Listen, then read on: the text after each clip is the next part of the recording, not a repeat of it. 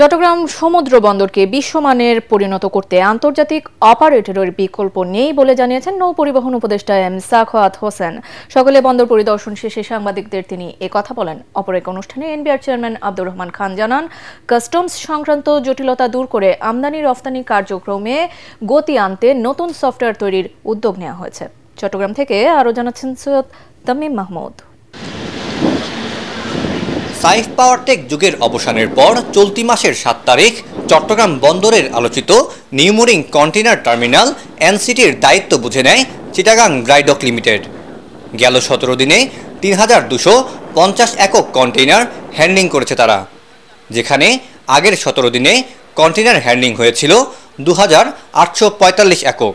ইতিমধ্যেই ৩০% গ্রোথ হয়েছে গত ১৭ দিনের স্ট্যাটিস্টিক্স, এবং প্রায় আমরা 10 ঘন্টা জাহাজের টার্ন অ্যারাউন্ড টাইম কমাতে সক্ষম হয়েছে। শুক্রবার সকালে চট্টগ্রাম বন্দর পরিদর্শনে আসেন নৌপরিবহন উপদেষ্টা।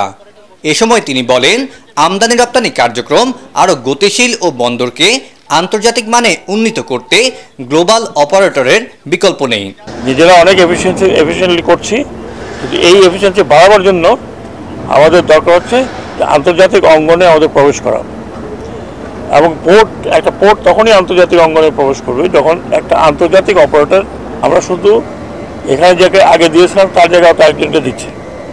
এবং চট্টগ্রাম পোর্ট বাংলাদেশের পোর্ট, চট্টগ্রাম পোর্ট আমাদের সম্পত্তি, এটা আমাদের কাছে থাকবে। একই সময় স্টেক হোল্ডারদের সাথে মতবিনিময় করেন এনবিআর চেয়ারম্যান। তিনি জানান, আমদানি রপ্তানি কার্যক্রমে গতি আনতে নতুন সফটওয়্যার তৈরির উদ্যোগ নেওয়া হয়েছে।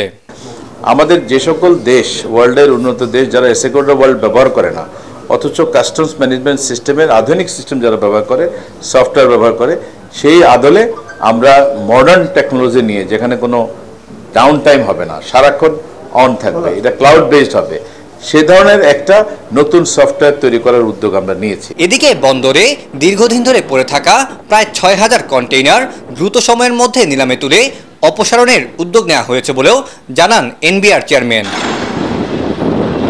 সৈয়দ তামিম মাহমুদ, এটিএন বাংলা, চট্টগ্রাম।